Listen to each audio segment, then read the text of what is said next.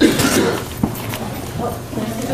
so when we're thinking about Airbnb, we also need to keep in mind that Airbnb, when we talk about the cost of living in San Francisco, it's also a source of income for many people.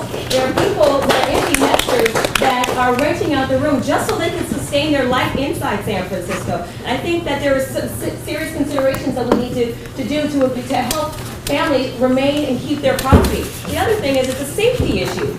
Just if I'm a renter and if the unit next to me in my building is constantly turning over with people coming in and out, there's a breaks that sense of community and sense of trust. So there is some serious violations in terms of safety there. The other very important issue is the amount of money that the city is losing in terms of hotel tax. Because we are not able to, because we have not been able to figure out a strategy to tax this money. This is a loophole that is being addressed currently at the Board of Supervisors. There's two ways. You as voters can make a decision at the ballot this November, and also Supervisor Chu has a piece of legislation that is also currently being discussed.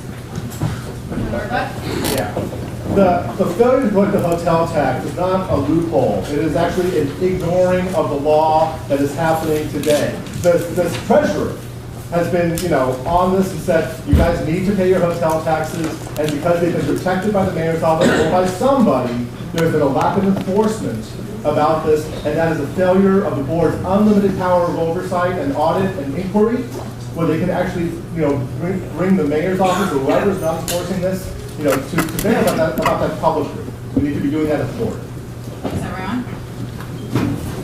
All along, when the discussion came up about changing the Ellis Act at the state level, I likened it to the mayor of San Francisco kicking a can up the highway to Sacramento, knowing full well that it would take more than a year, maybe 2 years or 3 years, in order to get some type of meaningful legislation passed. That's why I support any and all legislation that can come about as a result on a local level, including the speculator tax, to curtail some of the speculation that's going on.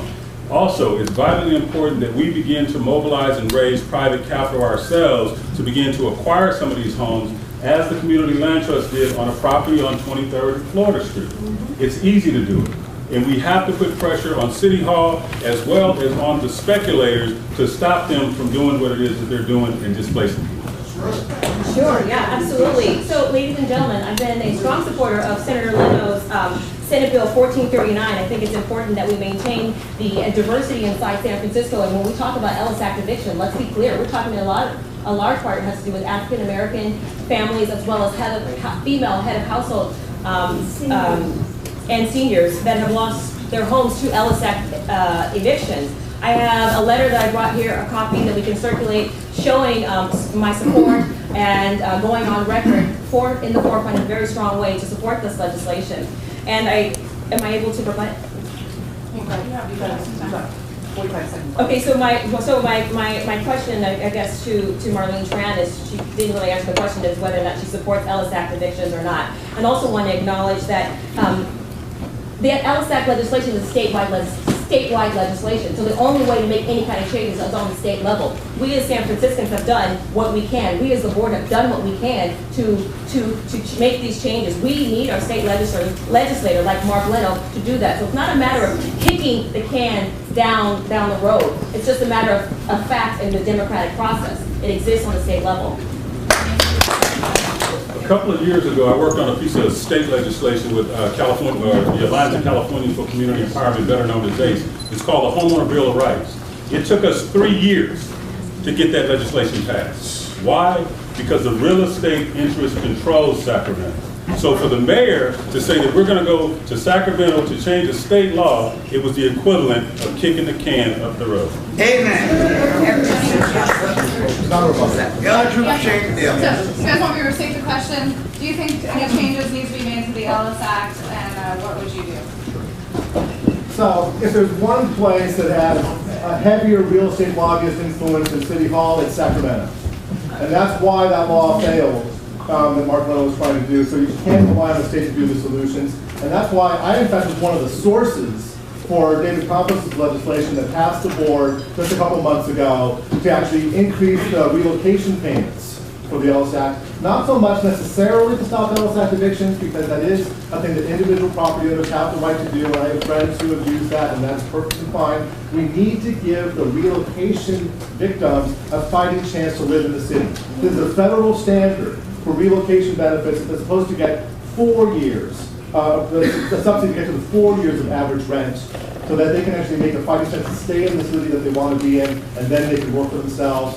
Because of the legislative process, and thanks Supervisor Campos for doing heavy work along with his colleagues on the board, they got it to be at least 2 years. That at least gives people a chance to stay in the city, and I'm proud to be one of the resources for that, because I knew about the federal standard and actually told folks at City Hall about it.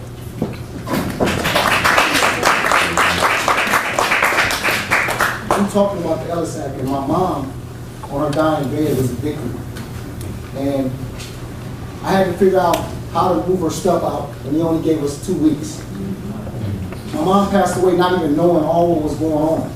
So when we support issues like this, we got to think about the seniors, we got to think about the families, and we got to think about the kids that's being left behind.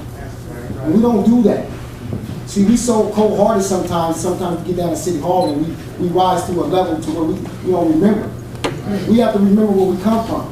We're humans in the community, and we want to be seen like that. My mom was a human, and she lost her place, and she was evicted. And on her dying bed at her funeral, and I said the same thing I'm telling you guys now at her funeral, is that nobody should have to live like that. Nobody should have to go through that. And when they go through that, how would you feel if it was your family? So we have to support what the issues is for the seniors, for middle-class families, and hard-working families. Can't clap on that. No, and Shawn's bringing a lot of heart to this discussion, and I think that that's really important. I went through a family bankruptcy in my high school years. I also went through a no-fault eviction, an owner-move-in eviction, about 12 years ago. So Shawn's been through, a lot of people at this table. We've been through the hard decisions, the hard choices that many District 10 residents have had to go through every day. We need to bring that experience, the hard experience, to our work with Board of Supervisors. Yeah, thanks. So the question really is do you support Ellis Act evictions or not? And I made it clear what my position is. I do not support these Ellis Act evictions, and I support Senator Leno's legislation. I have a document that I'm circulating here. It's a picture of Marlene Tran protesting her opposition to Senator Leno's bill. So Senator Leno is actually on the corner in Chinatown trying to protect and save homes, and you have Marlene Tran who's sitting there holding up a sign, joined with other landlords protesting the demanding that Ellis Act evictions remain the same. Thank you. Back in 1989, I was also evicted by a greedy landlord on my high street property, so I know what it's like. In fact, I only got 1 month to move, and I was working 2 jobs. I just it's very difficult. I didn't get home until about 10 o'clock. I understand that. In fact, all my life I've worked with people who are, disadvantaged in many, many ways. But all I want to see is that law should be a little bit more balanced. I think people should listen to the plights of the small property owners. Sometimes these laws, really, they are making it very difficult. I'm a small property owner, and anyway, and we've had people who had a lot of difficulties with that too.